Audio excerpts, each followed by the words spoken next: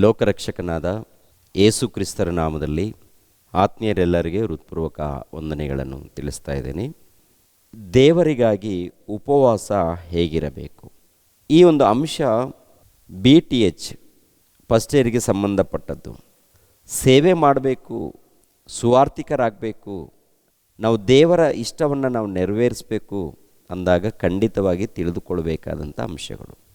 ಏಕೆಂದರೆ ಸಮಾಜದಲ್ಲಿ ನಾವು ಸೇವೆ ಮಾಡಬೇಕು ಅಂದಾಗ ಪ್ರಾಮುಖ್ಯವಾದಂಥ ವಿಷಯಗಳು ಸೆಲೆಕ್ಟ್ ಮಾಡಿ ನಿಮ್ಮ ಹತ್ರ ಈ ಒಂದು ಪಾಠಗಳನ್ನು ತೊಗೊಂಡು ಬಂದಿದ್ದೀವಿ. ಆದ್ದರಿಂದ ಚೆನ್ನಾಗಿ ಸ್ಟಡಿ ಮಾಡಿ ಕಲ್ತ್ಕೊಳ್ಳಿ, ನಂತರ ಪರೀಕ್ಷೆಗೋಸ್ಕರ ಸಿದ್ಧರಾಗಿ. ನೋಡಿ, ಸಮಾಜದಲ್ಲಿ ಈ ಉಪವಾಸ ದಿನಗಳಂದರೆ ಹೇಗೆ 40 ದಿನಗಳ ಉಪವಾಸ ದಿನಗಳು ಅಂತೇಳಿ ಅನೌನ್ಸ್ಮೆಂಟ್ ಮಾಡ್ತಾರೆ ವರ್ಷಕ್ಕೆ ಒಂದು ಸಾರಿ. ಅದೇ ಗುಡ್ ಫ್ರೈಡೇ ಬಂದಾಗ ಅದೇ ರೀತಿಯಲ್ಲಿ ಕೆಲವರು 21 ದಿನ ಉಪವಾಸ ವ್ರತ ಮಾಡೋಣ ಅಂತೇಳಿ ನೇಮಿಸ್ಕೊಳ್ತಾರೆ. ಮತ್ತು ಕೆಲವರು 7 ದಿನ ಮಾಡೋಣ, 14 ದಿನ ಮಾಡೋಣ, ಇಲ್ಲಾಂದರೆ 12 ದಿನ ಮಾಡೋಣ, ಇಲ್ಲ 1 ದಿನ ಮಾಡೋಣ ಅಂತೇಳಿ ಈ ರೀತಿ ನೇಮಿಸ್ತಾರೆ. ಕೊನೆ ತನಕ ನೋಡಿದ್ರೆ ಉಪವಾಸ ಮಾಡಬೇಕಾ ಮಾಡಬಾರ್ದ ಅನ್ನೋ ವಿಷಯ ಗೊತ್ತಾಗುತ್ತೆ. ನಾವೆಲ್ಲರೂ ತಿಳ್ಕೊಳ್ಬೇಕಾದಂಥ ವಿಷಯ. ಯಾಕಂದರೆ ಈ ದಿನಗಳಲ್ಲಿ ದೇವರು ಹೇಳಿರುವಂಥ ಆಜ್ಞೆಗಳನ್ನು ಬಿಟ್ಟು ದೇವರು ಹೇಳದೇ ಇರುವಂಥ ಆಜ್ಞೆಗಳನ್ನು, ಹೇಳದೇ ಇರುವಂಥ ವಿಷಯಗಳನ್ನು ಬಹಳ ಇಷ್ಟಪಟ್ಟು ಕಾರ್ಯದಲ್ಲಿ ಇರ್ತಾರೆ ಪ್ರಿಯರೇ. ಅದಕ್ಕೆ ಗಮನಿಸಬೇಕು. ಅದರಲ್ಲಿ ಇದೊಂದು ಅಂಶ, ದೇವರು ಇಷ್ಟಪಡಬೇಕು ಅಂದಾಗ ದೇವರು ಇಷ್ಟಪಡುವಂಥ ರೀತಿಯಲ್ಲಿ ಉಪವಾಸ ಕಾರ್ಯಕ್ರಮಗಳು ನಡಿಬೇಕು. ಉಪವಾಸ ಮಾಡಬಾರ್ದು ಅನ್ನೋಂಥ ಉದ್ದೇಶ ಅಲ್ಲ. ಉಪವಾಸಗಳು ದೇವರು ಮೆಚ್ಚುವಂಥ ರೀತಿಯಲ್ಲಿ. ಕೆಲವರು ಶುಕ್ರವಾರ ಉಪವಾಸ ದಿನ ಆಚರಣೆ ಮಾಡೋಣ ಅಂತಾರೆ, ಇನ್ನು ಕೆಲವರು ನಾವು ಶನಿವಾರ ದಿನ ಆಚರಣೆ ಮಾಡೋಣ ಅಂತಾರೆ, ಮತ್ತು ಕೆಲವರು ಭಾನುವಾರ ಮಾಡೋಣ ಅಂತಾರೆ, ಇನ್ನು ಕೆಲವರು ಇನ್ನೊಂದು ವಾರ ಮಾಡೋಣ ಅಂತಾರೆ. ಅಂದರೆ ಏನಾಗ್ತಾಯಿದೆ ಗೊತ್ತಾ, ಈ ಸಭೆಯವರು ಶುಕ್ರವಾರ ಮಾಡಿದ್ದಾರಲ್ಲ, ನಾವು ಮಂಗಳವಾರ ಏರ್ಪಾಟ್ ಮಾಡೋಣ. ಆ ಸಭೆಯವರು 7 ದಿನ ಪ್ರಾರ್ಥನೆ ಉಪವಾಸ ಪ್ರಾರ್ಥನೆ ಇಟ್ಕೊಂಡಿದ್ದಾರಲ್ವ, ನಾವು 21 ದಿನ ಇಟ್ಕೊಳ್ಳೋಣ ಅಂತೇಳಿ ಮಾಡ್ತಾ ಇರ್ತಾರೆ. ಆ ಸಭೆಯವರು 40 ದಿನಗಳು ಉಪವಾಸ ವ್ರತ ಮಾಡ್ತಾ ಇದ್ದಾರಲ್ಲ, ನಾವು ಕೂಡ ಹೀಗೆ ಮಾಡೋಣ ಅಂತೇಳಿ. ಅಂದರೆ ಒಬ್ಬ ಸಭೆಯವರು ಹೀಗೆ ಮಾಡ್ತಾ ಇದ್ದಾರಂತೇಳಿ ಒಂದು ಸಭೆಯವರು ಹೀಗೆ ಶುಕ್ರವಾರ ಇಲ್ಲ ಮಂಗಳವಾರ ಏರ್ಪಾಟ್ ಮಾಡ್ಕೊಂಡಿದ್ದಾರೆ ಅಂತೇಳಿ ನಾವು ಮತ್ತೊಂದು ದಿನ, ಇಲ್ಲ ರಾತ್ರಿ ಉಪವಾಸ ಪ್ರಾರ್ಥನೆ, ಹಗಲೊತ್ತು ಉಪವಾಸ ಪ್ರಾರ್ಥನೆ, ಹೀಗೆ ನಡೀತಾ ಇದೆ ಉಪವಾಸ ದಿನಗಳು, ಉಪವಾಸ ಪ್ರಾರ್ಥನೆಗಳು ಅಂತೇಳಿ. ಈ ಉಪವಾಸ ಪ್ರಾರ್ಥನೆಗಳನ್ನು ಮಾಡಬೇಕಾ ಮಾಡಬಾರ್ದಾ, ಒಂದು ವೇಳೆ ಮಾಡಿದ್ರೆ ಹೇಗಿರಬೇಕು ಅನ್ನೋದನ್ನು ಈ ದಿನ ನಾವು ಕಲಿಬೇಕು. ನಮ್ಮ ಸಮಾಜದಲ್ಲಿ ಈಗ ನಡೀತಾ ಇದೆ, ಅನ್ಯರ ಸಮಾಜದಲ್ಲಿ ಕೂಡ ಇದೆ. ಅನ್ಯರ ಸಮಾಜದಲ್ಲಿ ಕೂಡ ಉಪವಾಸ ವ್ರತ ಮಾಡ್ತಾರೆ. 1 ದಿನ ಮಾಡೋರಿದ್ದಾರೆ, 3 ದಿನ ಮಾಡೋರಿದ್ದಾರೆ, ಇಲ್ಲ 7 ದಿನ ಮಾಡೋರಿದ್ದಾರೆ. ಅದು ಹೇಗೆ ಮಾಡ್ತಾ ಇದ್ದಾರಪ್ಪ ಅಂತ ನೋಡುವಾಗ ಉಪವಾಸ ಸಂಪೂರ್ಣವಾದಂಥ ಉಪವಾಸ ಅಲ್ಲ, ಸಂಪೂರ್ಣವಾದಂಥ ಉಪವಾಸ ಮಾಡಲ್ಲ. ಹೇಗೆ, ಬೆಳಗ್ಗೆ ಏನೋ ಹಾಲು ಆಗಿರ್ಬೋದು, ಇಲ್ಲಾಂದರೆ ಹಣ್ಣುಗಳಾಗಿರ್ಬೋದು, ಹಂಪಲುಗಳು ತಿಂತಾ ಇರ್ತಾರೆ. ಮಧ್ಯಾಹ್ನ ಸ್ವಲ್ಪ ಊಟ ಮಾಡಿ, ರಾತ್ರಿ ಊಟ ಮಾಡದೆ ಏನೊಂದು ಹಾಲಾಗಿರ್ಬೋದು, ಇಲ್ಲಾಂದರೆ ಹಣ್ಣುಗಳಾಗಿರ್ಬೋದು, ಯಾವುದೋ ಒಂದು ಉಪಹಾರವನ್ನು ತಗೊಂಡು ಜೀವಿಸ್ತಾ ಇರ್ತಾರೆ. ನಾವು ಉಪವಾಸ ಅಂತ ಹೇಳ್ತಾರೆ. ಅದು ಉಪವಾಸ ಆಗೋದಿಲ್ಲ. ದೇವರು ಮೆಚ್ಚುವಂಥ ಉಪವಾಸ ನಾವು ನೋಡಬೇಕಾಗತ್ತೆ. ಮತ್ತಾಯನ ಬರೆದ ಸುವಾರ್ತೆ 6ನೇ ಅಧ್ಯಾಯ 16-17. ಇದಲ್ಲದೆ ನೀವು ಉಪವಾಸ ಮಾಡುವಾಗ ಕಪಟಿಗಳಂತೆ ಮುಖವನ್ನು ಸಪ್ಪಗೆ ಮಾಡಿಕೊಳ್ಳಬೇಡಿರಿ. ಅವರು ತಾವು ಉಪವಾಸಿಗಳೆಂದು ಜನರಿಗೆ ತೋರಿಸುವುದಕ್ಕಾಗಿ ತಮ್ಮ ಮುಖವನ್ನು ವಿಕಾರ ಮಾಡಿಕೊಳ್ಳುತ್ತಾರೆ. ಅವರು ತಮಗೆ ಬರತಕ್ಕ ಫಲವನ್ನು ಹೊಂದಿದ್ದಾಯಿತೆಂದು ನಿಮಗೆ ಸತ್ಯವಾಗಿ ಹೇಳುತ್ತೇನೆ. ಅಂದರೆ ಜನರ ಮಧ್ಯದಲ್ಲಿ ನಾವು ಉಪವಾಸಿಗಳಂತೇಳಿ ತೋರಿಸಿಕೊಳ್ಳೋದಕ್ಕೆ ನೀವು ಮಾಡಿದಾಗ ನಿಮ್ಮ ಫಲವನ್ನು ನೀವು ಹೊಂದಿದ್ದೀರಾ ಅಂತ. ದೇವ್ರ ಮೂಲಕ ಪ್ರತಿಫಲ ಬರಲ್ಲ. ಅಂದರೆ ಜನರ ಮಧ್ಯದಲ್ಲಿ ನಾವು ಜನರಿಗೆ ಕಾಣಬೇಕು, ಜನರು ನೋಡಬೇಕು ಅನ್ನೋ ರೀತಿಯಲ್ಲಿ ಇರಬಾರ್ದು. ನಮ್ಮ ಆಲೋಚನೆ ಆಗಿರಕೂಡ್ದು, ಅವರು ಮಾಡ್ತಾ ಇದ್ದಾರೆ ನಾವು ಮಾಡೋಣ ಅಂತೇಳಿ, ಅದಲ್ಲ, ಗಮನಿಸಬೇಕು. ಆದರೆ ನೀನು ಉಪವಾಸ ಮಾಡುವಾಗ ತಲೆಗೆ ಎಣ್ಣೆ ಹಚ್ಚಿಕೊಂಡು ಮುಖವನ್ನು ತೊಳೆದುಕೋ. ಹೀಗೆ ಮಾಡಿದರೆ ನೀನು ಉಪವಾಸಿ ಎಂದು ಜನರಿಗೆ ಕಾಣದೆ ಹೋದಾಗ್ಯೂ ಅಂತರಂಗದಲ್ಲಿರುವ ನಿನ್ನ ತಂದೆಗೆ ಉಪವಾಸಿ ಎಂದು ಕಾಣಿಸಿಕೊಳ್ಳುವಿ. ಅಂತರಂಗದಲ್ಲಿ ನಡೆಯುವುದನ್ನು ನೋಡುವ ನಿನ್ನ ತಂದೆಯು ನಿನಗೆ ಫಲ ಕೊಡುವನು. ಅಂದರೆ ತಂದೆಯಾದ ದೇವರು ಹೊರನೋಟವನ್ನು ನೋಡಲ್ಲ, ಒಳನೋಟವನ್ನು ನೋಡ್ತಾನೆ, ಅಂತರಂಗವನ್ನು ನೋಡ್ತಾರೆ. ಅಂತರಂಗವನ್ನು ನೋಡುವಂಥ ದೇವರು ಅಂತರಂಗದಲ್ಲಿ ಯಾವ ಉದ್ದೇಶದ ಮೇಲೆ ಉಪವಾಸ ಮಾಡ್ತಾರೆ? ಉದ್ದೇಶ ಏನಾಗಿದೆ? ಯೇಸು ಪ್ರಭು ಹೇಳುವಂಥ ಮಾತು ಅಂದರೆ ಉಪವಾಸ ಮಾಡಿ ಆ ಉಪವಾಸ ಯಾವ ಉದ್ದೇಶದಿಂದ ನೀವು ಮಾಡ್ತಾ ಇದ್ದೀರಾ? ಎಲ್ಲರಿಗೂ ಕಾಣಬೇಕಂತನ, ಎಲ್ಲರೂ ನೋಡಬೇಕಂತ ಉಪವಾಸದಲ್ಲಿದ್ದೀರಾ? ಆ ಉಪವಾಸ ಬೆಳಿಗ್ಗೆ ಹಾಲು ಕುಡಿದು ಮತ್ತು ಮಧ್ಯ ಮಧ್ಯದಲ್ಲಿ ಹಣ್ಣುಗಳನ್ನು ತಿಂದು ಆಮೇಲೆ ಮಧ್ಯಾಹ್ನ ಮಾತ್ರ ಸ್ವಲ್ಪ ಊಟ ಮಾಡಿ ರಾತ್ರಿ ಮಲಗುವಾಗ ಮತ್ತೆ ಹಾಲು ಹಣ್ಣು ಇಂಥವು ತಿಂದು ಉಪವಾಸ ಅಂದರೆ ದೇವ್ರು ಮೆಚ್ಚುತ್ತಾರ? ದೇವ್ರು ಕೇಳ್ತಾರೆ, ಯಾತಕ್ಕಾಗಿ ಉಪವಾಸ ಮಾಡಿದ್ದೀರಾ? ಯಾತಕ್ಕಾಗಿ ಉಪವಾಸ ಮಾಡಬೇಕು? ಉಪವಾಸದ ಹಿಂದೆ ಇರುವಂಥ ಉದ್ದೇಶವೇನು?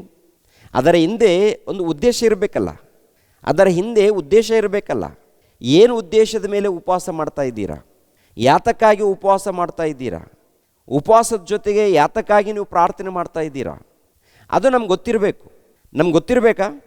ಗೊತ್ತಿರಬೇಕು. ಇಲ್ಲ ಅವ್ರು ಮಾಡಿದ್ದಾರೆ ನಾನು ಮಾಡ್ತೀನಿ, ಅವ್ರು ಮಾಡಿದ್ದಾರೆ ನಾನು ಮಾಡ್ತೀನಿ, ಅದಲ್ಲ.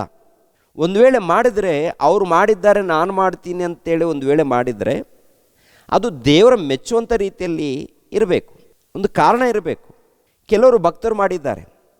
ಅದೇ ಪ್ರಕಾರ ಸತ್ಯವೇದ ಗ್ರಂಥದಲ್ಲಿ ಮೋಶೆ ಮಾಡಿದ್ದಾರೆ. ಮೋಶೆ ಎಷ್ಟು ದಿನ ಉಪವಾಸ ಮಾಡಿದ್ದಾರೆ? 40 ದಿನ. ನಿಮ್ಮೆಲ್ಲರಿಗೂ ಗೊತ್ತಿರುವಂಥ ವಿಷಯ. ಹೌದು. ಯಾತಕ್ಕಾಗಿ ಉಪವಾಸ ಮಾಡಿದ್ದಾರೆ? ದೇವರ ಉದ್ದೇಶಗಳನ್ನು ನೆರವೇರಿಸೋದಕ್ಕೆ, ಹೌದಲ್ವಾ? ದೇವರ ಉದ್ದೇಶಗಳನ್ನು, ದೇವರ ಸೇವೆಯನ್ನು, ದೇವರ ಸೇವೆ ನಿಮಿತ್ತವಾಗಿ 40 ದಿನ ಉಪವಾಸ ಮಾಡ್ತಾರೆ ಅವರು. ದೇವರ ಸೇವೆ, ಅದರಿಂದ ಮುಖ್ಯವಾದಂಥ ಉದ್ದೇಶ ದೇವರ ಸೇವೆ. ಅದೇ ಪ್ರಕಾರ ಯೇಸು ಕ್ರಿಸ್ತರು ಕೂಡ 40 ದಿನಗಳು ಉಪವಾಸ ಮಾಡ್ತಾರೆ. ಉದ್ದೇಶ ದೇವರ ಚಿತ್ತವನ್ನು ನೆರವೇರಿಸಬೇಕು ಅನ್ನೋದು, ಹೌದಲ್ವಾ? ಮೋಶೆ 40 ದಿನಗಳು ಉಪವಾಸ ಮಾಡಿದ್ದಾರೆ. ಅದು ಹೇಗೆ ಮಾಡಿದ್ದಾರೆ ಪ್ರಿಯರೇ? ಎಲ್ಲಾದರೂ ನೀರು ಕುಡಿದಿದ್ದಾರಾ? ಎಲ್ಲಾದರೂ ಊಟ ಮಾಡಿದ್ದಾರೆ? ಏನಾದರೂ ಹಣ್ಣು ಹಂಪಲುಗಳು ತಿಂದಿದ್ದಾರಾ ಅವರು? ಒಂದು ಸಲ ನೋಡಿ, ವಿಮೋಚನೆ ಕಾಂಡ 34ನೇ ಅಧ್ಯಾಯ 28ನೇ ವಚನವನ್ನು ನೋಡಿ. ಮೋಶೆ ಆ ಬೆಟ್ಟದಲ್ಲಿ ಯೆಹೋವನ ಸನ್ನಿಧಿಯಲ್ಲಿ ಹಗಲಿರುಳು 40 ದಿನ ಇದ್ದನು. ಅವನು ಏನು ಊಟ ಮಾಡಲಿಲ್ಲ, ಏನು ಕುಡಿಯಲಿಲ್ಲ. ಆತನು ನಿಬಂಧನದ ವಾಕ್ಯಗಳನ್ನು, ಅಂದರೆ 10 ಆಜ್ಞೆಗಳನ್ನು ಆ ಕಲ್ಲಿನ ಹಲಿಗೆಗಳ ಮೇಲೆ ಬರೆದನು. ಏನು ಊಟ ಮಾಡಲಿಲ್ಲ, ಏನು ಕುಡಿಯಲಿಲ್ಲ. ಎಷ್ಟು ದಿನ? 40 ದಿನ. ಅಂದರೆ 40 ದಿನ ಈ ಲೋಕದಲ್ಲಿ, ಈ ಭೂಮಿಯ ಮೇಲೆ ಊಟ ನೀರು ಬಿಟ್ಟರೆ ಸತ್ತೋಗ್ತಾನೆ ಪ್ರಿಯರೇ. ಆದರೆ ಮೋಶೆ 40 ದಿನಗಳು ಊಟ ಮಾಡದೆ ನೀರನ್ನು ಕುಡಿಯದೆ ಇದ್ದಾರಂದರೆ ಅದು ಭಕ್ತಿ. ಅದೇ ಪ್ರಕಾರ ಯೇಸು ಕ್ರಿಸ್ತರು ಕೂಡ ಎಷ್ಟು ದಿನ ಇದ್ದಾರೆ? 40 ದಿನಗಳವರೆಗೆ ಉಪವಾಸ. 40 ದಿನಗಳವರೆಗೆ. ಅಂದರೆ ಇವರು ಉಪವಾಸ ಮಾಡಿದ್ದಾರೆ ಅಂದರೆ ಪ್ರಾಮುಖ್ಯವಾದಂಥ ಕಾರಣ ಇದೆಯಾ? ಸುಮ್ಮನೆ ಉಪವಾಸ ಮಾಡಿದ್ದಾರಾ? ಅದರಿಂದ ದೊಡ್ಡ ಕಾರಣ ಇದೆ. ಮೋಶೆ ಮೂಲಕ ಧರ್ಮಶಾಸ್ತ್ರ ಬೇಕು, ಒಡಂಬಡಿಕೆ. ಯೇಸು ಕ್ರಿಸ್ತರ ಮೂಲಕ ಹೊಸ ಒಡಂಬಡಿಕೆ. ಮೋಶೆ ಮೂಲಕ ಹಳೆ ಒಡಂಬಡಿಕೆ, ಯೇಸು ಕ್ರಿಸ್ತರ ಮೂಲಕ ಹೊಸ ಒಡಂಬಡಿಕೆ. ಇಬ್ಬರ ವಿಷಯದಲ್ಲಿ ನೋಡುವಾಗ ದೇವರ ಸೇವೆ, ಅವ್ರದ್ದು ದೇವರ ಸೇವೆ, ಇವ್ರದ್ದು ದೇವರ ಸೇವೆ. ಅಂದರೆ ಉದ್ದೇಶ ದೇವರ ಸೇವೆ ನಿಮಿತ್ತವಾಗಿ ಶ್ರದ್ಧೆಯಿಂದ, ನಿಷ್ಠೆಯಿಂದ ಅವರು ಉಪವಾಸ ಮಾಡಿದ್ದಾರೆಂದು ನಾವು ನೋಡ್ತೀವಿ ಪ್ರಿಯರೇ. ಈಗಿನ ಕಾಲದಲ್ಲಿ 40 ದಿನಗಳ ಉಪವಾಸ ವ್ರತ ಅಂತೇಳಿ ಎಲ್ಲರಿಗೂ ದಂಡೋರ ಹೊಡಿತಾರೆ, ಸಭೆಯಲ್ಲಿ ಹೀಗೆ ಮಾಡಬೇಕು ಹಾಗೆ ಮಾಡಬೇಕಂತ ಹೇಳ್ತಾರೆ. ಆದರೆ ಏನಿರುತ್ತಪ್ಪಂತ ನೋಡುವಾಗ ಅಲ್ಲೆಲ್ಲಿ ಊಟ ಮಾಡ್ತಾ ಇರ್ತಾರೆ, ಏನ್ರಿ ಹಣ್ಣುಗಳನ್ನು ಹಂಪಲುಗಳನ್ನು ತಿಂತಾ ಇರ್ತಾರೆ, ಮತ್ತು ಲೋಕದ ರೀತಿಯಲ್ಲಿ ಕೆಲಸಗಳನ್ನು ಮಾಡ್ತಾ ಇರ್ತಾರೆ. ನಮ್ಮ ಸಮಾಜದಲ್ಲಿ ನಡೆಯುವಂಥದ್ದು ದೇವರ ಕಾರ್ಯಕ್ರಮಗಳನ್ನು ಮಾಡುವುದಕ್ಕಾಗಿ ಉಪವಾಸ ಮಾಡ್ತಾ ಇದ್ದಾರಾ, ಅಥವಾ ಯಾತಕ್ಕಾಗಿ ಉಪವಾಸ ಮಾಡ್ತಾ ಇದ್ದಾರೆ? ದೇವರ ಕಾರ್ಯ ಅಂದರೆ ಯಾವತ್ತಾದರೂ ಸುವಾರ್ತೆಗೆ ಬರ್ತಾರಾ ಇವರು? ಯಾವತ್ತಾದರೂ ದೇವರ ಕಾರ್ಯಕ್ರಮಗಳನ್ನು ನಡೆಸೋದಕ್ಕೆ ಬರ್ತಾರಾ ಇವರು? ಪ್ರಾರ್ಥನೆಗೆ ಬರ್ತಾರಾ ಇವರು? ಸುವಾರ್ತೆಗೆ ಹೋಗಬೇಕು, ಸೇವೆ ಮಾಡಬೇಕು, ಏನ್ರಿ ವಾಕ್ಯಗಳನ್ನು ಸಾರಬೇಕು, ಬಹಳ ಕೆಲಸ ಇದೆ. ಆದರೆ ಇವೆಲ್ಲ ಬದಿಗಿಟ್ಟು ವರ್ಷಕ್ಕೆ ಒಂದು ಸಾರಿ ಮಾತ್ರ 40 ದಿನಗಳಂತಾರೆ, ಇನ್ನು ಕೆಲವರು 20 ದಿನಗಳಂತಾರೆ, ಇನ್ನು ಕೆಲವರು 7 ದಿನಗಳು ಅಂತಾರೆ. ಈ ರೀತಿ ಮಾಡ್ತಾ ಇದ್ದಾರೆ. ಅಂದರೆ ಮಾಡ್ತಾರೋ ಬಿಡ್ತಾರೋ ಅದು ಅವ್ರಿಗೆ ಬಿಟ್ಟಿದ್ದು. ಆದರೆ ಆ ಉಪವಾಸದಲ್ಲಿ ದೇವರು ಮೆಚ್ಚುವಂಥ ರೀತಿಯಲ್ಲಿ ಇರಬೇಕು. ಇವಾಗ ಹಳೆ ಒಡಂಬಡಿಕೆಯಲ್ಲಿ ಮೋಶೆ ಆಗಿರ್ಬೋದು, ಹೊಸ ಒಡಂಬಡಿಕೆಯಲ್ಲಿ ಯೇಸು ಕ್ರಿಸ್ತರಾಗಿರ್ಬೋದು, ಅವ್ರು ಮಾಡಿದಾರಂದರೆ ಅದರ ಹಿಂದೆ ದೊಡ್ಡ ಕಾರಣ ಇದೆ. ನೀವು ಕೂಡ ಈ ಥರ ಉಪವಾಸ ಮಾಡಿ ಅಂತೇಳಿ ಆಜ್ಞೆ ಕೊಟ್ಟಿಲ್ಲ.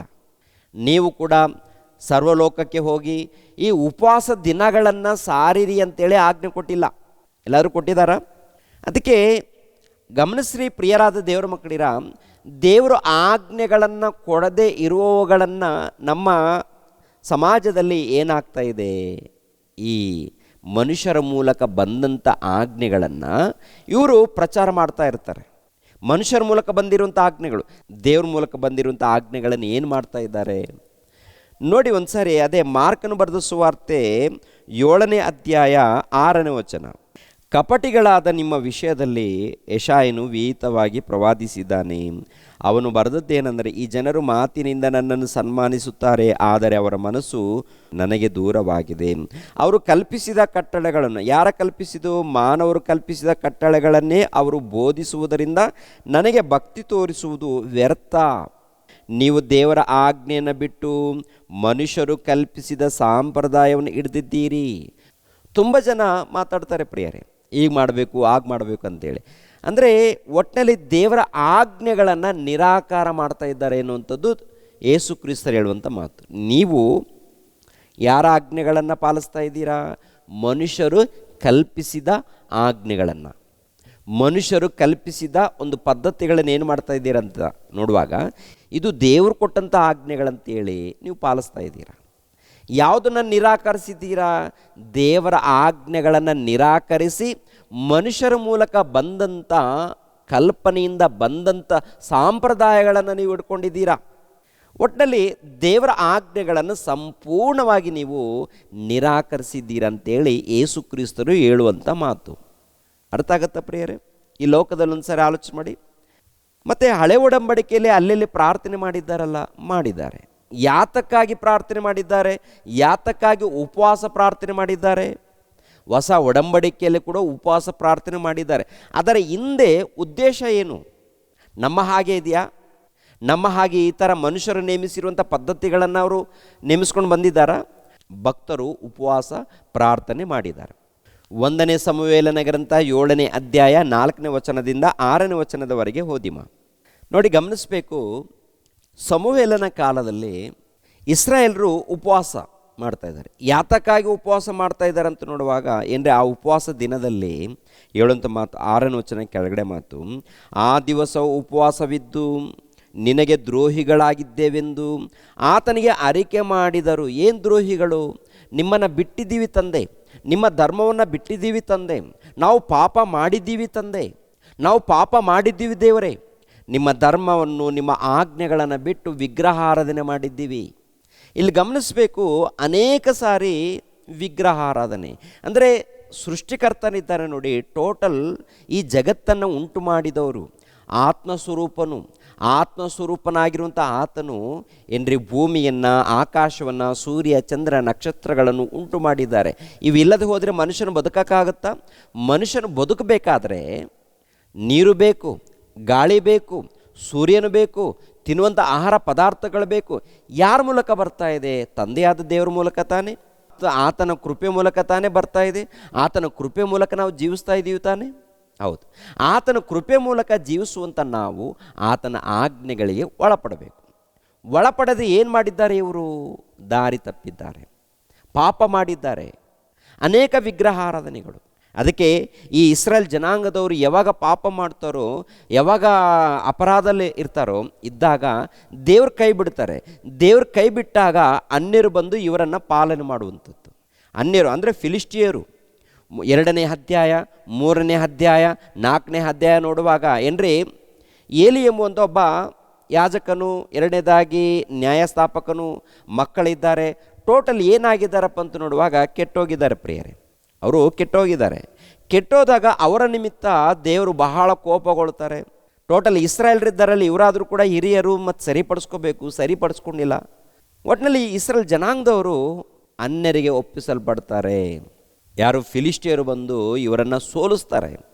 ಮಂಜೂಷ ಪೆಟ್ಟಿಗೆ ಇರುತ್ತೆ ನೋಡಿ, ಫಿಲಿಸ್ಟಿಯರು ಈ ಮಂಜೂಷ ಪೆಟ್ಟಿಗೆ, ದೇವರ ಒಂದು ಮಂಜೂಷ ಪೆಟ್ಟಿಗೆ ಅಂದರೆ ಧರ್ಮಶಾಸ್ತ್ರ, ಮೋಶೆ ಮೂಲಕ ಕೊಡಲ್ಪಟ್ಟಂಥ ಧರ್ಮಶಾಸ್ತ್ರ ಇದೆ ನೋಡಿ, ಈ ಧರ್ಮಶಾಸ್ತ್ರ ಇರುವಂಥ ಮಂಜೂಸ್ ಪೆಟ್ಟಿಗೆಯನ್ನು ತೊಗೊಂಡೋಗಿರ್ತಾರೆ. ಯಾರು? ಫಿಲಿಸ್ಟಿಯರು. ಅವ್ರು ಯಾರು? ಅನ್ಯರು ತೊಗೊಂಡೋದಾಗ ಪ್ರಿಯರ ದೇವ್ರ ಮಕ್ಕಳೇ, ಅವ್ರಿಗೂ ಸುಖ ಇಲ್ಲ ಅಲ್ಲಿ. ಅವ್ರ ಮಧ್ಯದಲ್ಲೂ ಕೂಡ ಕಿರಿಕಿರಿ ಇರುತ್ತೆ. ಈ ಮಂಜೂಸ್ ಪೆಟ್ಟಿಗೆ ಎಲ್ಲೆಲ್ಲಿ ಹೋಗುತ್ತಾ ಎಲ್ಲರ ಮಧ್ಯದಲ್ಲಿ ಒಂದು ರೀತಿಯಲ್ಲಿ ರೋಗ, ಇನ್ನೊಂದು ರೀತಿಯಲ್ಲಿ ಬಾಧೆ, ಏನೋ ಒಂದು ರೀತಿಯಲ್ಲಿ ಕಿರಿಕಿರಿ ನಡೀತಾ ಇರುತ್ತೆ. ಅದಕ್ಕೆ ಕಾರಣರು ಯಾರು? ಇಸ್ರಾಯೇಲ್ರು. ಅದಕ್ಕೆ ಇಲ್ಲಿ ಉಪವಾಸ ದಿನವನ್ನು ನೇಮಿಸಿಕೊಂಡು ಆ ದಿನದಲ್ಲಿ ಪಶ್ಚಾತ್ತಾಪ ಪಡ್ತಾ ಇದ್ದಾರೆ. ದೇವ, ನಾವು ಪಾಪಾತ್ಮರು, ನಾವು ದ್ರೋಹ ಮಾಡಿದ್ದೀವಿ, ನಾವು ಅನ್ಯಾಯ ಮಾಡಿದ್ದೀವಿ, ನಾವು ತಪ್ಪು ಮಾಡಿದ್ದೀವಿ, ನಮ್ಮನ್ನು ಕ್ಷಮಿಸಬೇಕು ದೇವ, ಇದನ್ನು ಬಿಡ್ತೀವಿ ನಾವು ಅಂತೇಳಿ ಈ ತಪ್ಪುಗಳನ್ನು ಬಿಟ್ಟು ದೇವರ ಬಳಿಯಲ್ಲಿ ಪಶ್ಚಾತ್ತಾಪ ಪಟ್ಟಿದ್ದಾರೆ ಪ್ರಿಯರೇ. ಈಗಿನ ಕಾಲದಲ್ಲಿ ಪಾಪಗಳ ಮೇಲೆ ಪಾಪ, ಅನ್ಯಾಯದ ಮೇಲೆ ಅನ್ಯಾಯ ಮಾಡ್ಕೊಂಡು ಹೋಗ್ತಾರೆ. ದೇವರ ಬಳಿಯಲ್ಲಿ ಸಂಪೂರ್ಣವಾಗಿ ಪಶ್ಚಾತ್ತಾಪ ಪಡಲ್ಲ ರೀ. ದೇವರ ಬಳಿಯಲ್ಲಿ ಒಪ್ಪಿಕೊಳ್ಳಬೇಕು. ದೇವರ ಬಳಿಯಲ್ಲಿ ಒಪ್ಪಿಕೊಂಡು ಪಶ್ಚಾತ್ತಾಪ ಪಟ್ಟು ಸರಿಪಡಿಸಿಕೊಂಡು, ಇನ್ಮೇಲೆ ನಾನು ಮಾಡಲ್ಲ ತಂದೆ, ನನ್ನನ್ನು ಕನಿಕರಿಸು, ನನ್ನನ್ನು ಕಾಪಾಡು, ನನ್ನನ್ನು ಬಲಪಡಿಸು, ನಾನು ನಿಮಗೋಸ್ಕರ ಇರ್ತೀನಿ ಅಂತೇಳಿ ದೇವರ ಬಳಿಯಲ್ಲಿ ಮಾತು ಕೊಡಲ್ಲ. ಮತ್ತೇನು? ನಮಗೆ ರೋಗ ಇದೆ, ನಮಗೆ ಉದ್ಯೋಗ ಇಲ್ಲ, ನಮಗೆ ಸಂಪಾದನೆ ಇಲ್ಲ, ನಮ್ಗೆ ಹದಿ ಇಲ್ಲ, ನಮಗೇನೋ ಶೋಧನೆ ಇದೆ ಅಂಥೇಳಿ ಇದ್ರಿಗೋಸ್ಕರ ಉಪವಾಸ. ಅವ್ರು ನೋಡುವಾಗ ಟೋಟಲ್ ಗುಂಪು ಇಸ್ರಾಯೇಲ್ರೆಲ್ಲರೂ ಒಗ್ಗಟ್ಟಾಗಿ ಬಂದು ಸಮುವೇಲನ ಬಳಿಯಲ್ಲಿ ವಿಚಾರ ಮಾಡಿ ತಪ್ಪುಗಳನ್ನು ಒಪ್ಪಿಕೊಂಡು ಉಪವಾಸ ವ್ರತವನ್ನು ಮಾಡ್ತಾ ಇದ್ದಾರೆ. ಅಂದರೆ ಇಲ್ಲಿ ಉಪವಾಸ ಮಾಡೋದಕ್ಕೆ ಕಾರಣ ಏನು? ಅವರ ತಪ್ಪುಗಳನ್ನು ದೇವರ ಸನ್ನಿಧಿಯಲ್ಲಿ ಒಪ್ಪಿಕೊಳ್ತಾರೆ. ಎರಡನೇದಾಗಿ ಏನ್ರಿ, ದೇವರು ಮಾಡಿರುವಂಥದ್ದು ಪ್ರತಿಯೊಂದು ನೆನಪು ಮಾಡಿಕೊಳ್ತಾರೆ. ಏನ್ರಿ, ಅವರ ಪಾಪಗಳನ್ನು ವಿಸರ್ಜನೆ ಮಾಡಿ ತೊಲಗಿಸಿ ದೇವರ ಬಳಿಯಲ್ಲಿ ಪಶ್ಚಾತ್ತಾಪ ಪಡ್ತಾರೆ. ನಮ್ಮ ದೇವರು ಶ್ರೇಷ್ಠನು ಅಂತೇಳಿ ಒಪ್ಪಿಕೊಂಡು ಅದು ನಡೆಯುತ್ತೆ ಪ್ರಿಯರೇ. ಅವರು ಉಪವಾಸ ಮಾಡೋದಕ್ಕೆ ಒಂದು ಬಲವಾದ ಕಾರಣ ಇದೆ. ಅಂದರೆ ನಾವು ಎಲ್ಲಾದರೂ ಉಪವಾಸ ವ್ರತವನ್ನು ಏರ್ಪಾಡು ಮಾಡಿಕೊಂಡಿದ್ದೀವಾ, ಇನ್ನೊಬ್ರಿಗೆ ಹೇಳ್ಬೇಕಾ, ಸಭೆಯಲ್ಲಿ ಹೇಳ್ಬೇಕಾ, ಹೇಳ್ಬಾರ್ದಾ ಅನ್ನೋದನ್ನು ನಾವು ಗಮನಿಸಬೇಕು. ಎರಡನೇದಾಗಿ, ನಾನು ಮಾಡುವಂಥ ಉಪವಾಸ ದೇವರು ಮೆಚ್ಚುತ್ತಾರಾ ಮೆಚ್ಚಲ್ವಾ ಅನ್ನೋದು ಕೂಡ ನಾವು ಪ್ರಶ್ನೆ ಹಾಕ್ಕೊಳ್ಬೇಕು. ಮೊದಲನೇದಾಗಿ ನಮ್ಮ ಮಾತುಗಳು ಸರಿ ಇರಬೇಕು, ನಮ್ಮ ನಡೆ, ನಮ್ಮ ನುಡಿ, ನಮ್ಮ ಪ್ರವರ್ತನೆ, ನಮ್ಮ ಜೀವಿತ ಸರಿ ಇರಬೇಕಲ್ಲ. ಯಾಕೆಂದರೆ ಅಂತರಂಗವನ್ನು ದೇವರು ನೋಡ್ತಾರೆ. ಇವನು ಯಥಾರ್ಥವಾಗಿದ್ದಾನ, ಇವನು ಕಪಟದಿಂದ ವೇಷಧಾರಿಯಾಗಿ ಉಪವಾಸ ಮಾಡ್ತಾ ಇದ್ದಾನ, ಪ್ರಾರ್ಥನೆ ಮಾಡ್ತಾನೆ, ಟೋಟಲ್ ಎಲ್ಲ ಗೊತ್ತಾಗುತ್ತೆ ದೇವರಿಗೆ. ಆಗಿರುವಾಗ ನಿಮ್ಮ ಆಲೋಚನೆ ಏನಾಗಿದೆ, ನಿಮ್ಮ ಕೆಲಸ ಏನಾಗಿದೆ, ನಿಮ್ಮ ನಡೆ ಏನಾಗಿದೆ, ನಿಮ್ಮ ನುಡಿ ಯಾವ ರೀತಿ ಇದೆ, ಇವೆಲ್ಲ ಕೂಡ ಮೊಟ್ಟ ಮೊದಲು ನಾವು ಗಮನಿಸ್ಕೊಳ್ಬೇಕು. ಅದೇ ಪ್ರಕಾರ ಪ್ರಿಯರಾದ ದೇವರ ಮಕ್ಕಳಿರ ಏನ್ರಿ, ಎಸ್ತೇರಳ ಕಾಲದಲ್ಲಿ ಕೂಡ, ರಾಣಿ ಎಸ್ತೇರಳಿದ್ದಾಳಲ್ಲ, ಎಸ್ತೇರಳ ಕಾಲದಲ್ಲಿ ಕೂಡ ಮೊರ್ದೆಕೈ ಆಗಿರ್ಬೋದು, ಎಸ್ತೇರಳು, ಯೆಹೂದ್ಯರು ಎಲ್ಲರೂ ಕೂಡ ಗೋಣಿ ಚೀಲವನ್ನು ಉಟ್ಟುಕೊಂಡು ಉಪವಾಸ ವ್ರತವನ್ನು ಮಾಡ್ತಾರೆ. ಕಾರಣ ಏನು ಅವರು ಉಪವಾಸ ಮಾಡೋದಕ್ಕೆ? ಹೌದಲ್ವ? ಒಂದು ಸಾರಿ ನೋಡಿ ಪ್ರಿಯರಾದ ದೇವರ ಮಕ್ಕಳಿರ, ಎಸ್ತೇರಳ ಗ್ರಂಥ 4ನೇ ಅಧ್ಯಾಯ 15ನೇ ವಚನ 16ನೇ ವಚನವನ್ನು ಓದಿ. 15, 16 ಇವು ನೋಡಿ.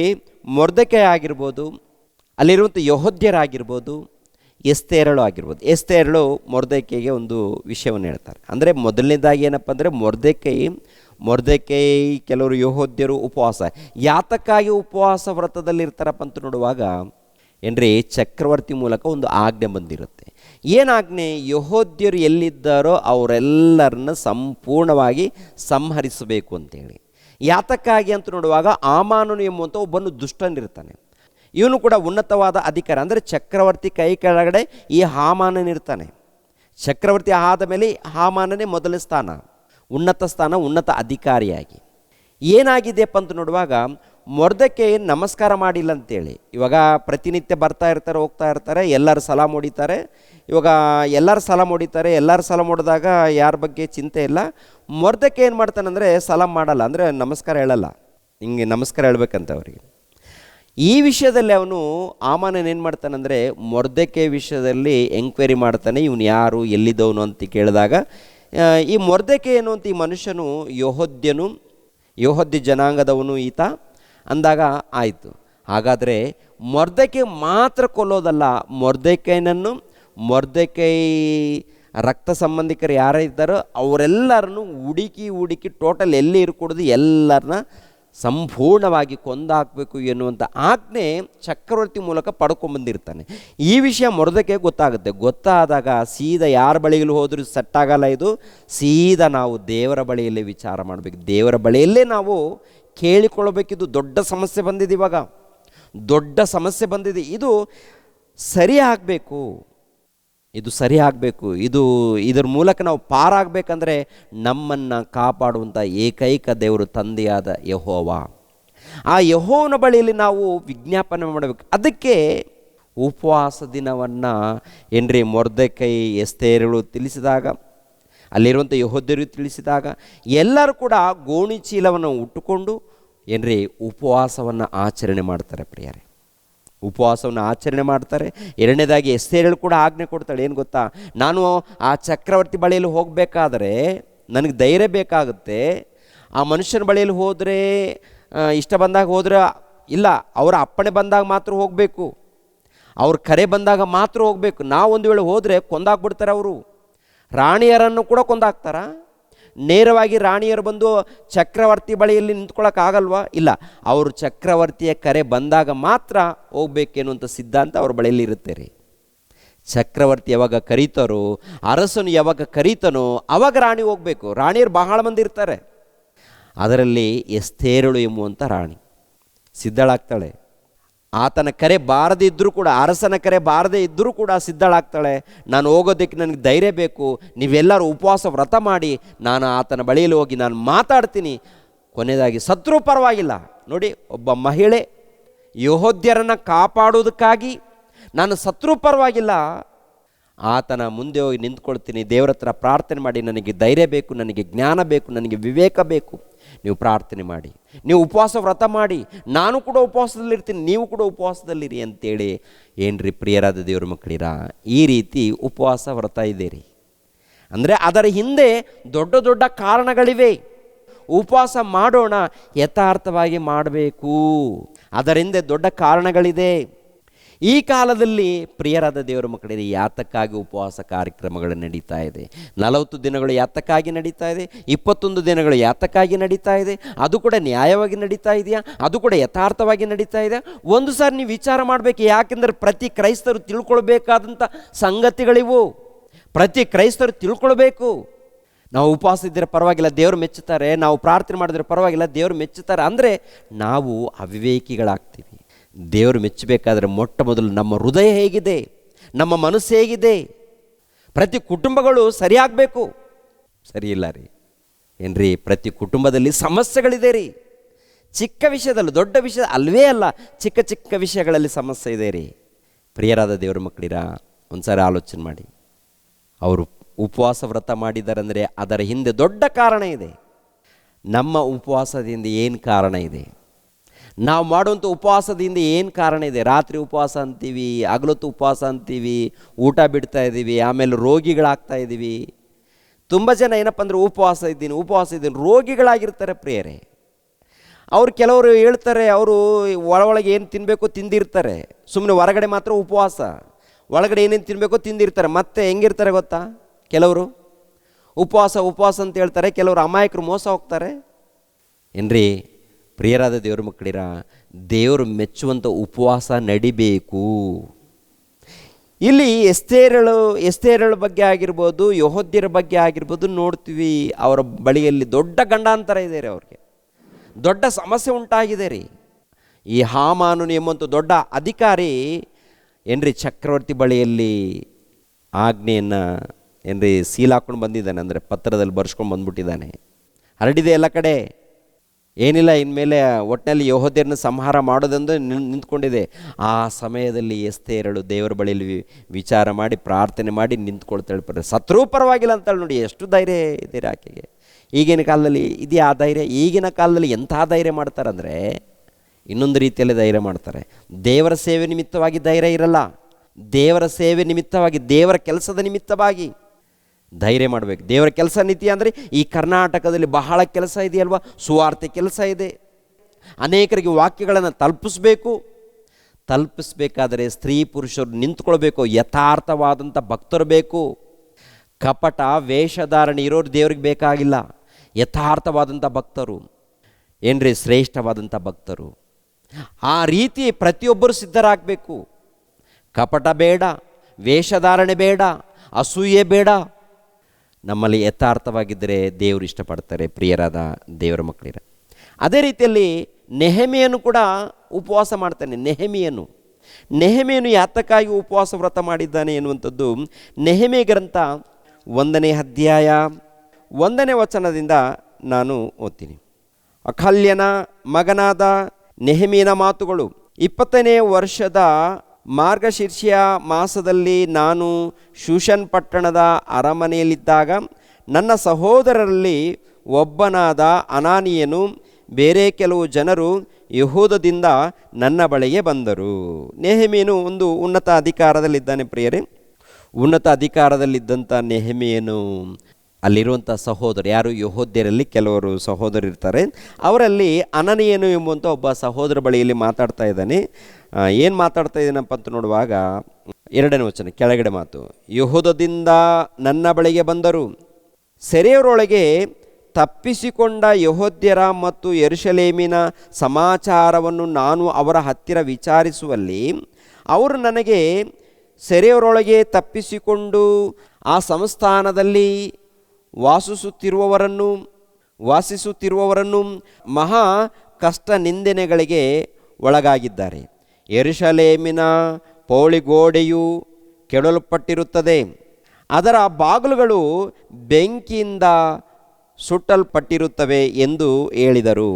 ನಾನು ಈ ವರ್ತಮಾನವನ್ನು ಕೇಳಿದಾಗ, ಯಾರು ನೆಹೆಮೀಯನು ಹೇಳ್ತಾನೆ, ನೆಹೆಮೀಯನು ಏನು ಹೇಳ್ತಾನೆ ಅಂತ ನೋಡುವಾಗ ಈ ಏನು ವರ್ತಮಾನವು ಯೆರೂಸಲೇಮ್ ಪಟ್ಟಣದಲ್ಲಿ ಯೆಹೂದ್ಯರಿಗೆ ಆದಂಥ ಗತಿಯನ್ನು, ಯೆರೂಸಲೇಮ್ ಪಟ್ಟಣದಲ್ಲಿ ಪೌಳಿ ಗೋಡೆಯನ್ನು, ಯೆರೂಸಲೇಮ್ ಪಟ್ಟಣದಲ್ಲಿ ದೇವರ ಆಲಯವನ್ನು ಏನ್ರಿ ಸುಟ್ಟೋಗಿರುವಂಥ ವಿಷಯವನ್ನು, ಸುಟ್ಟು ನಾಶ ಮಾಡಿರುವಂಥ ಈ ವಿಷಯವನ್ನು ನೆಹೆಮೀಯನು ಕೇಳಿದಾಗ, ಅವ್ರ ಮೂಲಕ ತಿಳ್ಕೊಂಡಾಗ ಏನು ಹೇಳ್ತಾ ಇದ್ದಾನೆ ಗೊತ್ತಾ ಈ ಮಾತು, ನಾನು ಈ ವರ್ತಮಾನವನ್ನು ಕೇಳಿದಾಗ ನೆಲದ ಮೇಲೆ ಕೂತುಕೊಂಡು ಅತ್ತೆನು.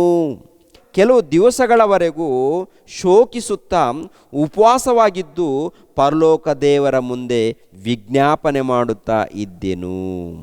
ಈ ವಿಜ್ಞಾಪನೆಗಳಲ್ಲಿ ನಾನು ಯೆಹೋವನೇ, ಮಹೋನ್ನತನು, ಭಯಂಕರನು ಆಗಿರುವ ಪರಲೋಕ ದೇವರೇ, ನಿನ್ನನ್ನು ಪ್ರೀತಿಸಿ ನಿನ್ನ ಆಜ್ಞೆಗಳನ್ನು ಅನುಸರಿಸುವವರಿಗೆ ಮಾಡಿದ ಕೃಪಾ ವಾಗ್ದಾನಗಳನ್ನು ನೆರವೇರಿಸುವವನೇ, ಕೃಪೆ ಮಾಡಿ ಕಿವಿಗೊಡಬೇಕು, ಕಟಾಕ್ಷಿಸಬೇಕು, ನಿನ್ನ ಸೇವಕನ ಪ್ರಾರ್ಥನೆಯನ್ನು ಲಾಲಿಸಬೇಕು. ನಾನು ಈಗ ಹಗಲಿರುಳು ನಿನ್ನ ಸನ್ನಿಧಿಯಲ್ಲಿ ನಿನ್ನ ಸೇವಕರಾದ ಇಸ್ರಾಯೇಲ್ಯರಿಗೋಸ್ಕರ ಪ್ರಾರ್ಥಿಸುತ್ತಾ ಅವರು ನಿನಗೆ ವಿರುದ್ಧವಾಗಿ ಮಾಡಿದ ಪಾಪಗಳನ್ನು ಅರಿಕೆ ಮಾಡುತ್ತಾ ಇದ್ದೇನೆ. ನಾನು ನನ್ನ ಪೂರ್ವಿಕರು ಆ ಪಾಪಗಳಲ್ಲಿ ಪಾಲುಗಾರರು. ನಾವು ನಿನಗೆ ದ್ರೋಹಿಗಳಾಗಿ ನಡೆಯುತ್ತಾ ಬಂದೆವು. ನೀನು ನಿನ್ನ ಸೇವಕನಾದ ಮೋಶೆ ಮುಖಾಂತರ ಕೊಟ್ಟ ಆಜ್ಞೆ ವಿಧಿಗಳನ್ನು ನಾವು ಕೈಗೊಳ್ಳಲಿಲ್ಲ. ನೀನು ಅವನ ಮುಖಾಂತರವಾಗಿ ನೀವು ಅವಿಧೇಯರಾದರೆ ನಿಮ್ಮನ್ನು ಜನಾಂಗಗಳೊಳಗೆ ಚದರಿಸಿ ಬಿಡುವೆನು.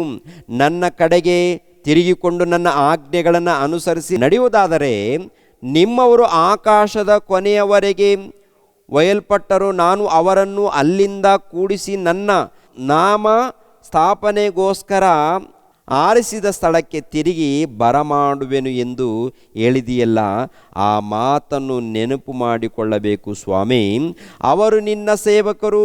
ನೀನು ನಿನ್ನ ಮಹಾಶಕ್ತಿ ಭುಜ ಪರಾಕ್ರಮಗಳಿಂದ ವಿಮೋಚಿಸಿದ ನಿನ್ನ ಪ್ರಜೆಗಳು ಆಗಿರುತ್ತಾರಲ್ಲ ಸ್ವಾಮಿ, ಕೃಪೆ ಮಾಡು.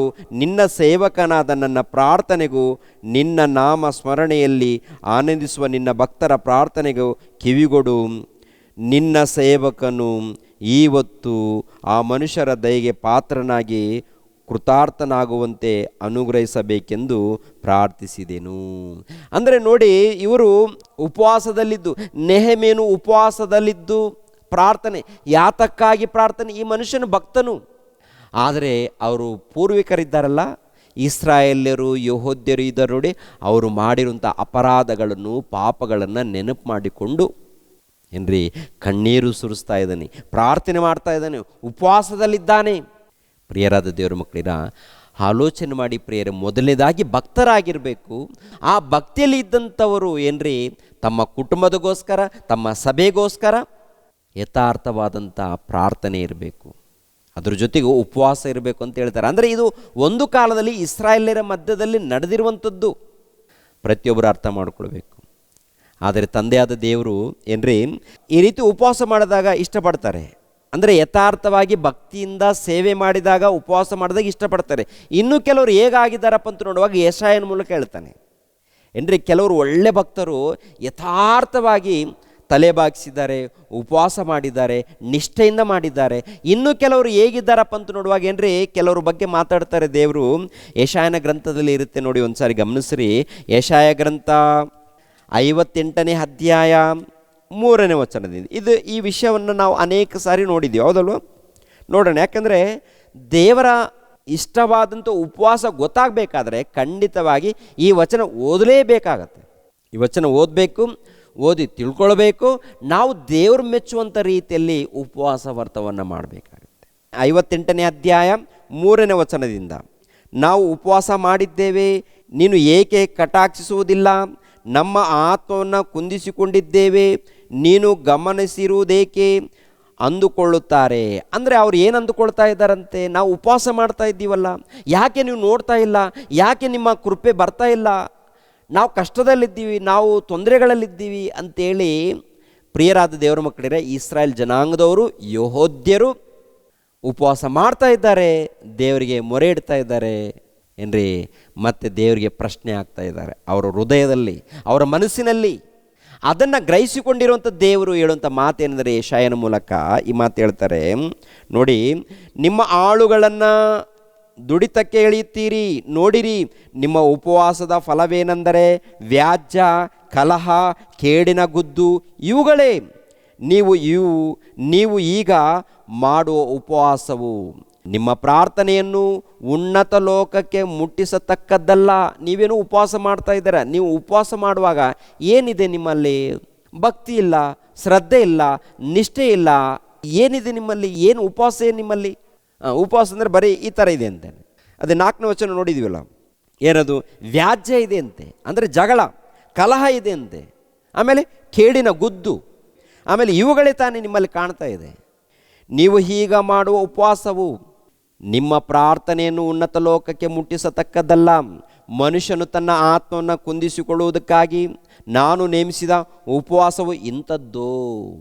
ಒಬ್ಬನು ಜೊಂಡಿನಂತೆ ತಲೆಯನ್ನು ಬೊಗ್ಗಿಸಿಕೊಂಡು ಗೋಣಿತಟ್ಟನ್ನು ಬೂದಿಯನ್ನು ಆಸನ ಮಾಡಿಕೊಳ್ಳುವುದು ಯೆಹೋವನಿಗೆ ಸಮರ್ಪಕವಾದ ಉಪವಾಸ ಎನ್ನುತ್ತೀರೋ?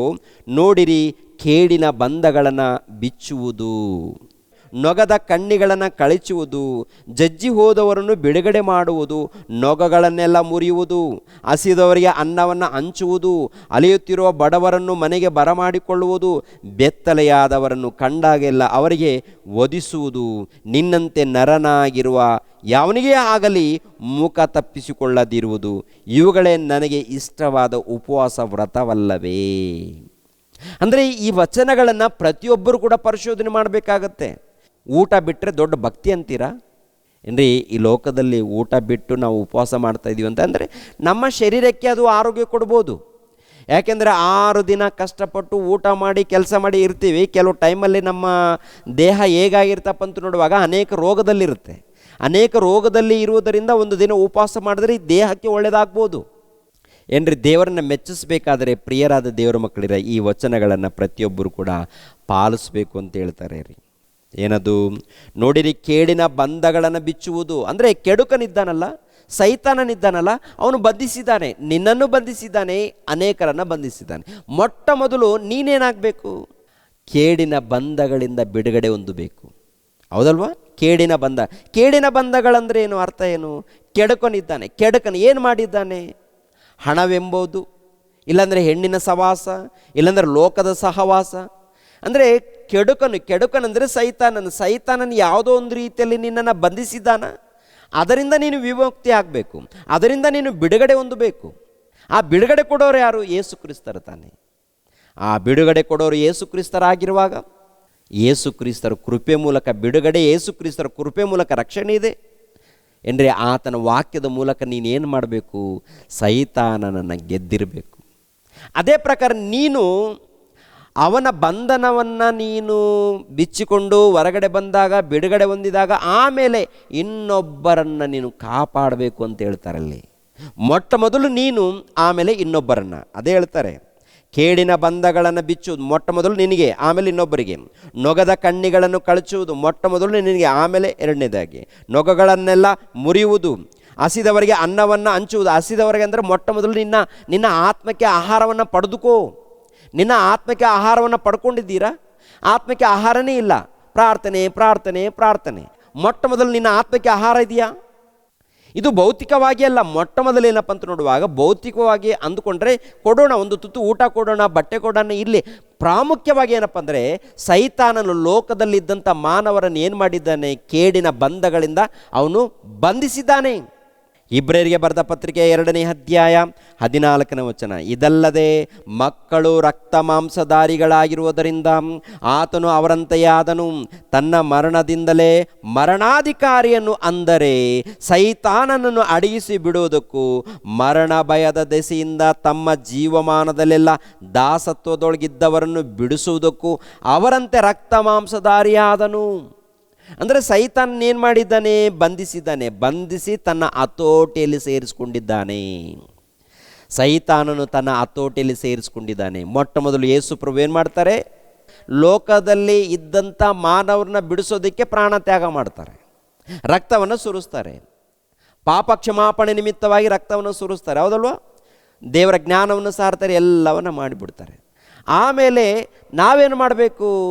ಸೈತಾನನ ಹತೋಟಿಯಲ್ಲಿ ಇದ್ದಂಥ ನಾವು ದೇವರ ಮಾರ್ಗದಲ್ಲಿ ಬಂದು ಆತ್ಮಿಕವಾದಂಥ ಆಹಾರವನ್ನು ಪಡೆದು, ಆತ್ಮಿಕವಾದಂಥ ಆಹಾರವನ್ನು ಭುಜಿಸಿ, ಜ್ಞಾನದಲ್ಲಿ ಭಕ್ತಿಯಲ್ಲಿ ನಾವು ನಡಿಬೇಕು. ಆ ನಂತರ ಇನ್ನೊಬ್ಬರನ್ನು ಭಕ್ತಿ ಮಾರ್ಗದಲ್ಲಿ ನಡೆಸಬೇಕು.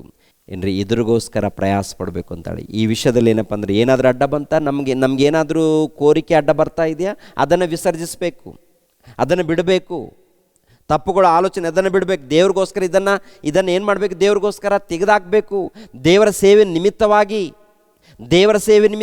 ದೇವರ ಸುವಾರ್ತೆ ನಿಮಿತ್ತವಾಗಿ ಇನ್ನೊಂದು ಆತ್ಮವನ್ನು ಕಾಪಾಡೋದಕ್ಕೆ ನಾವು ಏನು ತ್ಯಾಗ ಮಾಡ್ತಾ ಇದ್ದೀವಿ?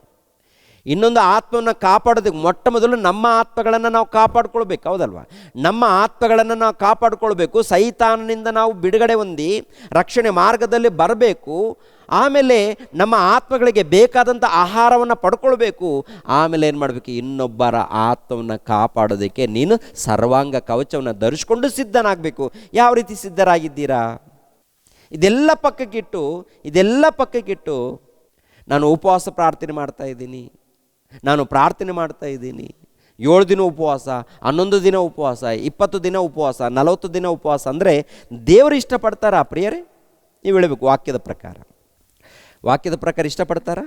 ಆದ್ದರಿಂದ ಪ್ರಿಯರಾದ ದೇವರ ಮಕ್ಕಳಿರ, ಏನ್ರಿ, ದೇವರು ವಾಕ್ಯದ ಪ್ರಕಾರ ಇಷ್ಟಪಡಲ್ಲ ರೀ. ಯಾಕೆಂದರೆ ಹೃದಯವನ್ನು ನೋಡುವಂಥ ತಂದೆ, ಮನಸ್ಸನ್ನು ನೋಡುವಂಥ ತಂದೆ ಏನ್ರಿ ಗಮನಿಸ್ತಾನೆ. ನಮ್ಮ ಮಾತು ಹೇಗಿದೆ ನೋಡ್ತಾರೆ, ನಮ್ಮ ಕ್ರಿಯೆಗಳು ಹೇಗಿದೆ ನೋಡ್ತಾರೆ, ಎಲ್ಲವನ್ನು ನೋಡ್ತಾರೆ. ಒಂದು ವೇಳೆ ಯಥಾರ್ಥವಾದಂಥ ಉಪವಾಸ ವ್ರತ ಅಂದರೆ, ಪ್ರಿಯರಾದ ದೇವರ ಮಕ್ಕಳಿರೋ, ಮೊಟ್ಟ ಮೊದಲು ನಮ್ಮ ತಪ್ಪುಗಳನ್ನು ನಾವು ಬಿಡಬೇಕು. ಆಮೇಲೆ ದೇವರ ಸೇವೆ ನಿಮಿತ್ತವಾಗಿ ಸುವಾರ್ತೆಗೋಸ್ಕರ ಪ್ರಯಾಸ ಪಡಬೇಕು. ಸೈತಾನನ ಬಂಧನದಲ್ಲಿ ಇದ್ದಂಥ ಅಮಾಯಕರನ್ನು ಬಿಡಿಸೋದಕ್ಕೆ ಸಿದ್ಧರಾಗಬೇಕು. ಅದಕ್ಕೆ ಆತ್ಮೀಯರೆಲ್ಲರೂ, ವಿದ್ಯಾರ್ಥಿಗಳೆಲ್ಲರೂ, ಪ್ರತಿಯೊಬ್ಬರು ಕೂಡ ಸಿದ್ಧರಾಗಬೇಕು ಅಂತೇಳಿ ದೇವರ ಧ್ಯಾನದಲ್ಲಿರಿ, ಭಕ್ತಿಯಲ್ಲಿರಿ, ದೇವರ ಸೇವೆಯಲ್ಲಿರಿ. ಪ್ರಿಯರೇ, ಆತ್ಮಿಕವಾಗಿ ಬೆಳೀರಿ. ಅಕ್ಕಪಕ್ಕದಲ್ಲಿ ಕ್ರೈಸ್ತರನ್ನು ನೋಡಿ ಏನನ್ನಬೇಕು? ಇವ್ರು ನಿಜವಾಗ್ಲೂ ಭಕ್ತರಪ್ಪ ಅನ್ಬೇಕು, ಇವ್ರು ನಿಜವಾಗ್ಲೂ ಕ್ರೈಸ್ತರ ಅನ್ಬೇಕು. ನಮ್ಮ ಮಾತು ಸರಿ ಇರಬೇಕು, ನಮ್ಮ ಪ್ರವರ್ತನೆ ಸರಿ ಇರಬೇಕು, ಇದ್ದದರಲ್ಲಿ ತೃಪ್ತಿ ಪಡಬೇಕು, ಸಂತೋಷವಾಗಿರಬೇಕು. ನಮ್ಮಿಂದ ಇನ್ನೊಬ್ಬರಿಗೆ ನೋವು, ಬಾಧೆ ಉಂಟಾಗಬಾರ್ದು. ಜಾಗ್ರತೆ. ಓಕೆ, ದೇವರು ನಿಮ್ಮನ್ನು ನನ್ನನ್ನು ಆಶೀರ್ವದಿಸಲಿ. ಎಲ್ಲರ ತಲೆ ಬಾಗಿಸಿರಿ, ಪ್ರಾರ್ಥನೆ ಮಾಡಿ ಮುಗಿಸುತ್ತೇನೆ. ನಮ್ಮನ್ನು ಬಹಳವಾಗಿ ಪ್ರೀತಿಸುವಂಥ ಪ್ರಿಯ ಪರಲೋಕದಲ್ಲಿದ್ದಂಥ ನಮ್ಮ ತಂದೆಯಾದ ದೇವರೇ, ನಿಮಗೆ ಸ್ತೋತ್ರಗಳು. ತಂದೆ, ಇಲ್ಲಿಯವರೆಗೆ ಕೆಲವು ವಿಷಯಗಳನ್ನು ಮಾತಾಡಿದೆವು. ತಂದೆ, ಉಪವಾಸ ಹೇಗೆ ಮಾಡಬೇಕು, ಹೇಗೆ ಇದ್ದರೆ ನೀವು ಮೆಚ್ಚುತ್ತೀರಾ ಎನ್ನುವಂಥ ವಿಷಯಗಳನ್ನು ನಾವು ತಿಳ್ಕೊಂಡಿದ್ದೀವಿ. ತಂದೆ, ಎಲ್ಲ ನಿಮ್ಮ ಮಕ್ಕಳನ್ನು ಆಶೀರ್ವದಿಸಿ. ಈ ಕಾರ್ಯಕ್ರಮದ ನಿಮಿತ್ತವಾಗಿ ಪ್ರಯಾಸ ಪಡುವಂಥ ನಿಮ್ಮ ಮಗಳು ರೇಖಾರವ್ರಿಗೋಸ್ಕರ, ದೀಕ್ಷಿತ್ಗೋಸ್ಕರ ಪ್ರಾರ್ಥಿಸ್ತಾ ಇದ್ದೀನಿ. ಅದೇ ರೀತಿಯಲ್ಲಿ ಪ್ರತಿನಿತ್ಯ ಕೆಲವರು ವಿದ್ಯಾರ್ಥಿಗಳು ತಂದೆ ವಾಕ್ಯಗಳನ್ನು ತಿಳಿಸೋದಕ್ಕೆ ಸಿದ್ಧರಾಗಿದ್ದಾರೆ. ಎಲ್ಲ ನಿಮ್ಮ ಮಕ್ಕಳು ಮಾತನಾಡ್ತಾ ಇದ್ದಾರೆ. ಎಲ್ಲ ನಿಮ್ಮ ಮಕ್ಕಳನ್ನು ಆಶೀರ್ವದಿಸಿ ಶ್ರದ್ಧೆಯಿಂದ, ಭಕ್ತಿಯಿಂದ, ನಿಷ್ಠೆಯಿಂದ ಜೀವಿಸುವಂತೆ ಸಹಾಯ ಮಾಡಿ ನಿಮ್ಮ ಕೃಪೆ, ಪವಿತ್ರಾತ್ಮರ ಸಹಾಯ ದಯಪಾಲಿಸಿ. ಅದೇ ರೀತಿಯಲ್ಲಿ ಯುವಕರು ತಂದೆ, ಕೆಲವರು ನಿಮ್ಮ ಸೇವೆಯಲ್ಲಿದ್ದಂಥ ಮಕ್ಕಳು, ಎಲ್ಲ ಮಕ್ಕಳು, ಎಲ್ಲ ಸೇವಕರನ್ನು ಹೆಸರುಗಳಿಂದ ಆಶೀರ್ವದಿಸಿ. ಅದೇ ರೀತಿಯಲ್ಲಿ ಅನಾರೋಗ್ಯದಲ್ಲಿ ಯಾರಾದರಿದ್ದರೆ ತಂದೆ, ಅಂಥ ಮಕ್ಕಳನ್ನು ಮುಟ್ಟಿ ತಂದೆ, ಬಲಪಡಿಸಿ ತಂದೆ, ಕಾಪಾಡಿ ತಂದೆ. ಸಭೆಯಲ್ಲಿದ್ದಂಥ ಪ್ರತಿಯೊಬ್ಬರನ್ನು ಹೆಸರುಗಳಿಂದ ಆಶೀರ್ವದಿಸಿ. ಪ್ರತಿಯೊಬ್ಬರ ಮಧ್ಯದಲ್ಲಿ ನೆಮ್ಮದಿ, ಶಾಂತಿ, ಸಮಾಧಾನವನ್ನು ದಯಪಾಲಿಸಿ. ಯೇಸು ಪವಿತ್ರ ನಾಮದಲ್ಲಿ ಬೇಡಿ ಹೊಂದಿದೆಯಪ್ಪ ತಂದೆಯೇ, ಆಮೇನ್. ನಮ್ಮ ತಂದೆಯಾದ ದೇವರ ಪ್ರೀತಿಯು, ನಮ್ಮ ರಕ್ಷಕನಾದ ಯೇಸು ಕ್ರಿಸ್ತರ ಕೃಪೆಯು, ಪವಿತ್ರ ಆತ್ಮನ ಅನ್ಯೋನ್ಯ ಸಹವಾಸವು ಸದಾಕಾಲ ದೇವರ ಜೊತೆಯಾಗಿದ್ದು ನಡೆಸಲಿ. ಆಮೇನ್.